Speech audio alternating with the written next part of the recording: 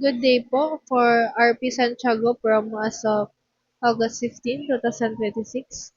Dito po sa corkboard namin, ang naka-highlight po dito ay ang clearance sale, new arrival, giveaways at exclusive promo po. Isa po sa highlight display po namin ay ito pong premium dry fit na 3 for 350. For second highlight display po ay ito pong two-tone polo na by 3 for 700. For best performing item naman po namin last week ay ang PQ color po. Bali ang total item sold po ay 89 pieces with total of 5 transaction.